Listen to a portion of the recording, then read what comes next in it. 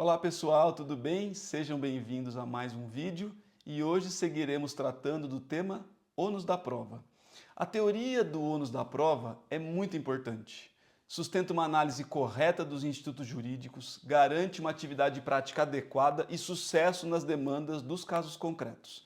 Agora, como perceber a efetivação prática da teoria do ônus da prova nos casos concretos? Quais exemplos demonstram a correção na aplicação das teorias da atribuição, da inversão ou da distribuição dinâmica do ônus da prova? Se você quer entender esses temas, vem comigo para o vídeo. Para entender a aplicabilidade prática da teoria do ônus da prova, nada melhor do que começarmos com a regra, a teoria da atribuição do ônus da prova.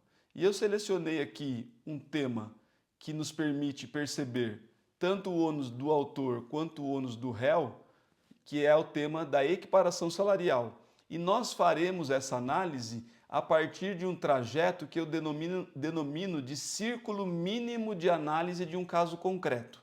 Assim denomino no livro Introdução à Teoria Geral do Direito, porque eu percebo que é a metodologia ou o trajeto mais qualitativo para chegar a uma interpretação que seja minimamente razoável. É claro que a teoria da atribuição do ônus da prova precisa ser bem compreendida.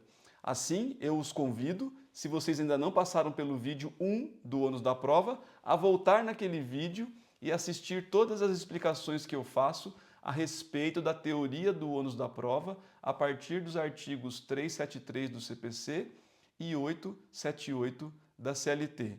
Se você assistir aquele vídeo antes, esse vídeo aqui fará mais sentido em termos de avaliação teórica para a aplicação prática do ônus da prova. Então, fazendo esse círculo hermenêutico mínimo, nós podemos tratar primeiro do artigo 461 da CLT. Vejam como ele estabelece a possibilidade de igualdade salarial quando houver igualdade de condições de trabalho. Então, pessoas nas mesmas condições reais de trabalho têm direito às mesmas condições salariais, igualdade salarial. Por isso chama-se equiparação salarial. O que a doutrina trata de mais efetivo a respeito desse tema parte de um outro tema ainda mais amplo e mais completo, que é o tema da não discriminação. A Constituição Federal trata da não discriminação, normas internacionais tratam da não discriminação e a doutrina explica que não é viável você tratar pessoas de forma distintas quando elas estão na mesma circunstância fática.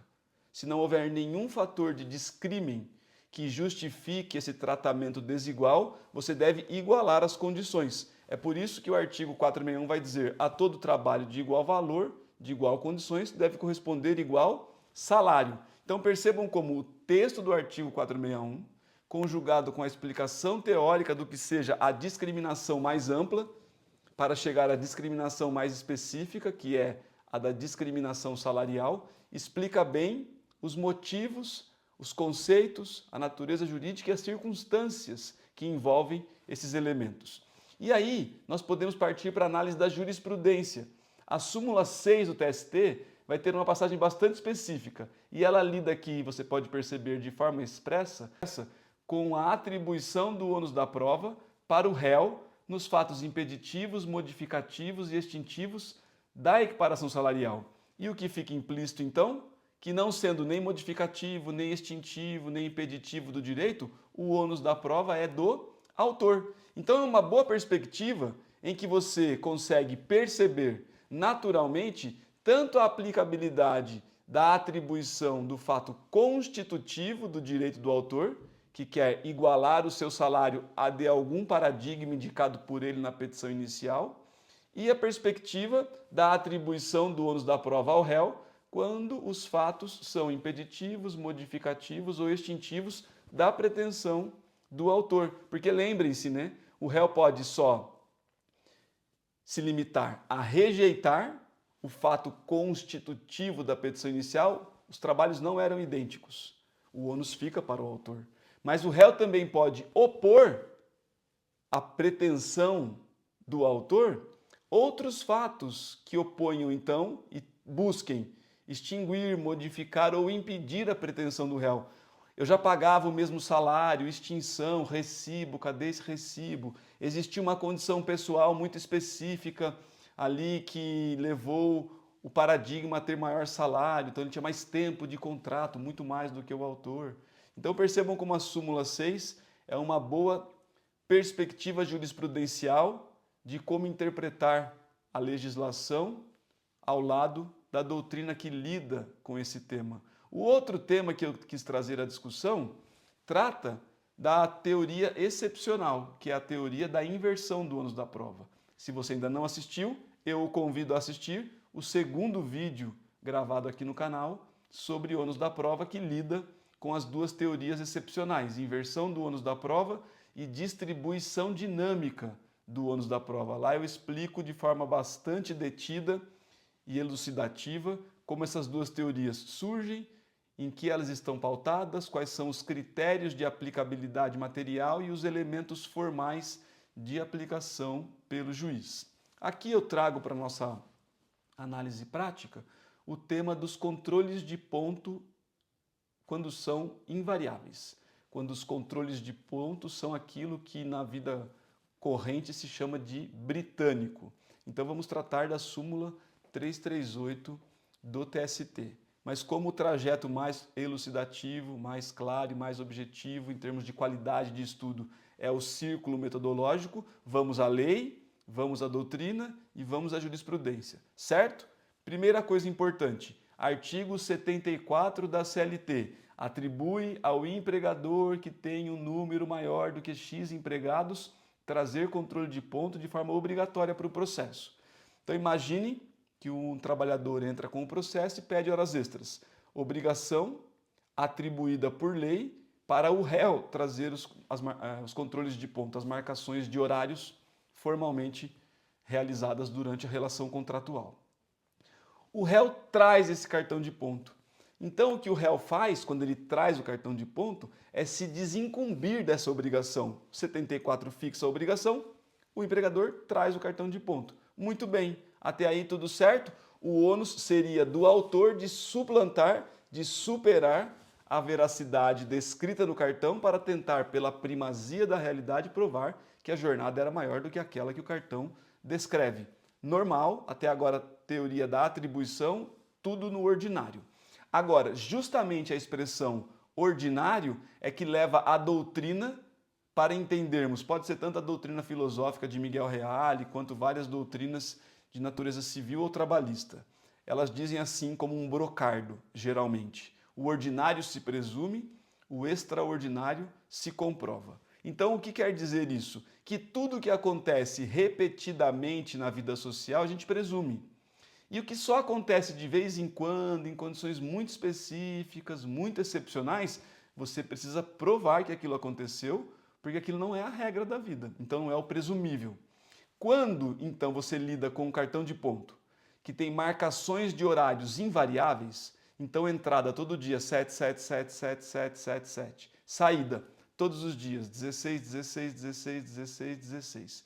E assim se repete 5 dias na semana, 20 dias por mês, 12 meses por ano, durante 5 anos.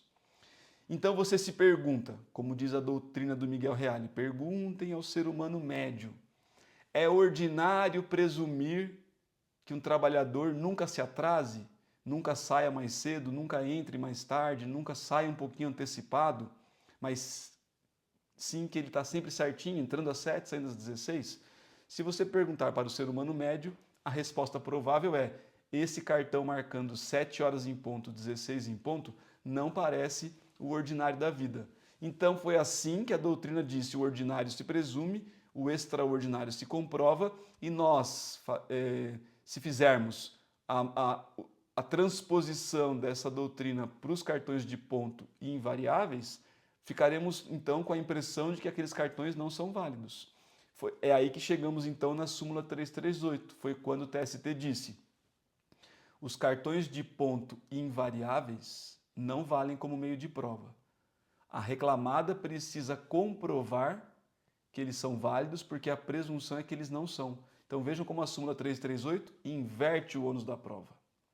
O ônus da prova era do réu, o réu trouxe o cartão de ponto, se desincumbiu desse ônus. Teoricamente, o autor deveria fazer a prova, porque o cartão de ponto trazido pela reclamada retira dela o encargo que ela tinha inicialmente, mas, ao perceber que esse cartão de ponto é invariável, diz a jurisprudência, e assim deve saber o advogado do autor, do réu e o juiz, inverte-se o ônus.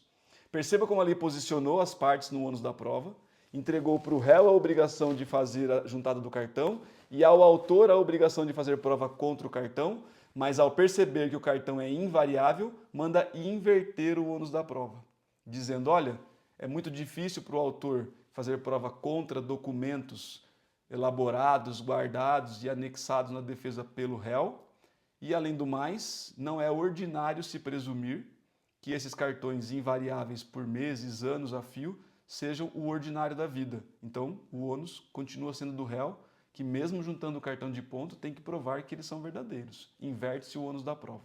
Então, vocês conseguem notar como a teoria da inversão do ônus da prova se encaixa como uma luva, e o mais importante, quando você assistiu aquele segundo vídeo do ônus da prova e notou que dos elementos formais da inversão do ônus exigidos pela lei são avisar, fundamentar e oportunizar.